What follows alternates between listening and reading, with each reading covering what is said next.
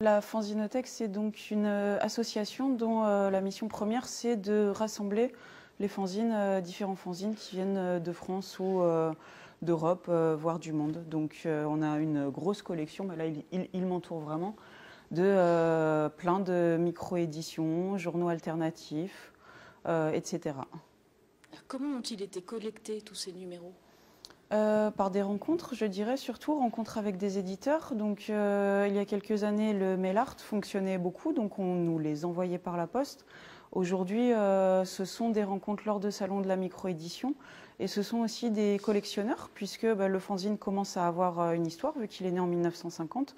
Donc, il a été collectionné et donc certains collectionneurs, à un moment donné, se disent qu'il est bon de donner leur collection à la Fanzinothèque pour que les ouvrages soient vraiment, d'une part, conservés, catalogués et valorisés.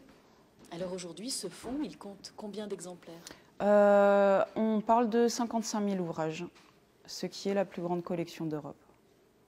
Et c'est d'Europe, donc les fanzines peuvent arriver d'ailleurs que de France. Ouais. Encore une fois, beaucoup de rencontres. Enfin, par exemple, il existe un gros festival de fanzines à Rome.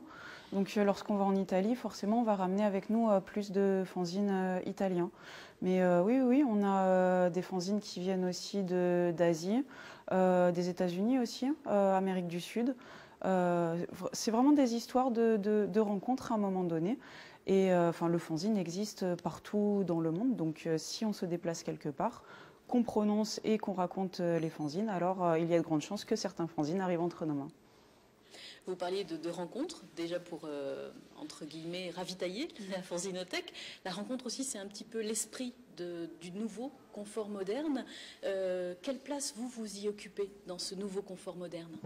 Je dirais une place privilégiée, enfin, en tout cas par rapport à la Fanzinothèque, l'ancienne Fanzinothèque, puisque si on parle d'espace, on a un espace beaucoup plus grand, on a un espace complètement lumineux et un espace qui se trouve au début du confort moderne. Enfin, en tout cas, dès qu'on entre, on tombe sur la Fanzinothèque alors qu'elle était plutôt cachée auparavant. Donc, en termes de rencontres avec les personnes qui vont venir visiter le site, on est dans une position privilégiée. Alors pour se rendre compte, par exemple, en termes de mètres carrés, combien vous aviez avant et combien vous avez aujourd'hui ? Je ne sais pas. Bon. Est-ce que la cohabitation avec les différents, les arts visuels, les arts musicaux, est-ce que ça fait sens dans ce nouveau confort moderne ? Oui, ça fait complètement sens. Je dirais, ça faisait déjà sens dans l'ancien confort moderne. Là, on a vraiment rapproché et en tout cas préparé le nouveau confort moderne comme un projet de l'ensemble des associations et des disciplines qui sont dans l'espace.